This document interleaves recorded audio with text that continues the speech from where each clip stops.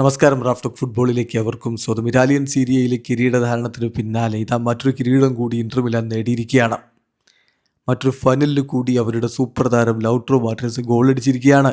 Copa ഇറ്റാലിയയുടെ ഫൈനലിൽ അവർ ഏകപക്ഷീയമായ 2 ഗോളുകൾക്ക് ലാസിയോയെ പരാജയപ്പെടുത്തുമ്പോൾ ലൗട്രോ മാർട്ടിനസ് ഒരു ഗോളടിച്ചു. ശേഷിക്കുന്ന ഗോൾ ലാസിയോ താരത്തിൻ്റെ ഓൺ ഗോളായിരുന്നു. അങ്ങനെ ഏകപക്ഷീയമായ 2 ഗോളുകളുടെ വിജയത്തോടു കൂടി അവർ മറ്റൊരു കിരീടത്തിലേക്ക് കൂടി മുത്തമിട്ടിരിക്കുകയാണ്. നോക്കുക, അവരുടെ മുന്നേറ്റത്തിനിടയിൽ ലൗട്രോ മാർട്ടിനസും മാർക്കസ് തുറാമും ഒക്കെ ഒരുമിച്ചാണ് ഇറങ്ങിയത്. അവർ തന്നെയാണ് ആധിപത്യം പുലർത്തിയത്. ലാസിയോയുടെ ഭാഗത്ത് നിന്ന് ചില പ്രധാനപ്പെട്ട നീക്കങ്ങൾ ഉണ്ടായെങ്കിലും ഗോളിലേക്ക് എത്താൻ അവർക്ക് കഴിയാതെ പോയി. 14-ാമത്തെ മിനിറ്റിൽ മഴുസിച്ചിൽ നിന്ന് സ്വന്തം വലയിലേക്ക് പന്തെത്തുന്നു. Inter Milan ലീഡാവുന്നു. മത്സരം അരമണിക്കൂർ പിന്നിട്ടതിന് ശേഷമാണ് ലൗട്രോ മാർട്ടിനസിൻ്റെ ഗോൾ പിറക്കുന്നത്.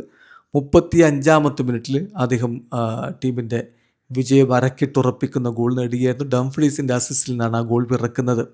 ഇടവേള സമയത്ത് അവർ ഏകപക്ഷീയമായ 2 ഗോളുകൾക്ക് മുന്നിലായിരുന്നു.